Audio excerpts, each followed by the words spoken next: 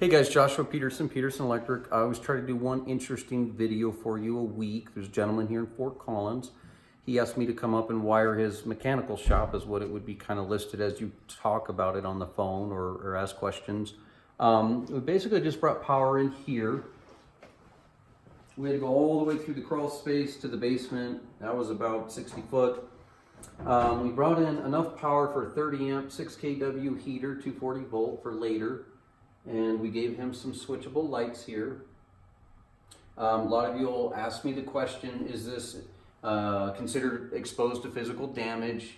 I say to you, what damage is going to happen in a residential house, but this is a steel enforced conduit. Here's just a 3/4 EMT GFCI protecting all of this. This is his drill press, if I'm not mistaken, pretty fancy, not your typical everyday do-it-yourself dad from Harbor Freight, that's for sure. This, if I'm seeing it right, is a lathe. It's a lathe. I see them in wood shops, but this is definitely a machine shop lathe. Power comes in, it's a separate circuit. So if that trips, it just trips these. That doesn't draw a lot of power, and most of that's just for these lights.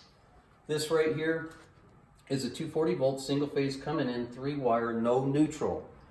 I have wired these in the past where they did need a neutral, but this actually says on T3 no neutral, but T1 and T2 tie together to L1 and L2, which gives you your third leg. So this does draw on the back side of it a 3-phase.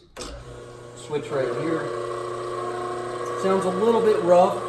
I think it needs some oil. And then once that gets going, cleans that up. But yeah, right here is imprinted and tagged with your name instruction. It's a 3 horsepower. But it runs at 9 amps, so it probably starts at 9 amps, but it really starts to taper off about 2.4 amps, which is really nothing. So really you could run that in. I ran it in a 12 gauge copper THW and -2 rating at 90 degrees Celsius. So yes, I did pull 10 gauge pulling this way, but as I read the instructions, I said, yeah, I don't need that. But I do have extra room on that circuit if I want to T-tap that, because I definitely have a 10 gauge going all the way back. So anyways, that gets that. Make sure your ground's in there. The flex is here. You're allowed to flex it. Has to be tight and secured. And then I always like to put a steel piece of conduit. I did pull a ground because with flex into a machine, you should pull a ground. Coming up over, we bent pipe. A lot of you on YouTube give me criticism, say I don't know how to bend pipe. I do run the MC cable when I have to. This was very difficult, but we did run pipe. Did a switch plug up here for him, just so we could put these lights in. I got these lights at the big box store. I really like these. Very simplistic, probably about 55 a piece. Coming down and just add a constant power here for him. This is really the biggest draw on all these circuits. This guy takes 15 amps to start. You can see the lights kick. And then once it's running, it drops down to 7.5 amps. This is a fairly new machine by Beldor, so you don't have to worry about the motor being old. But as the motor ages, it will decide to start drawing more current to start. Typical bandsaw. And then over here, I did want to say one other thing. With this machine, you don't have to worry about switching T1 and T2 to get reverse polarity going to spin the motor the other way, because this machine has a forward and a reverse, pretty fancy.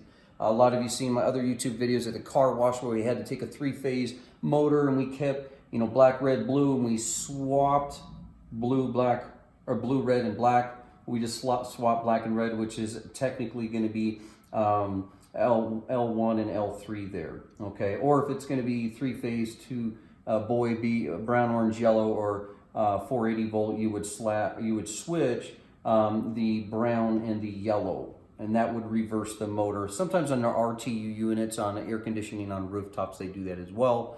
But anyway, so this is kind of just an overview. We do jobs like this all day, all the time. But this typically was about a 9 to 10 hour job here just to get all this piped. Thanks to my wife Alicia. A lot of you guys don't see her in the videos because she won't come and ever get on the video. But good for her helping. But yeah, so pretty nice little shop going on here. If you have a 3rd-car garage, that's what you need. But some guys try to do this in a 2-car garage. Pretty hard to do. You need the extra space. Thanks guys for joining us. We'll see you next week.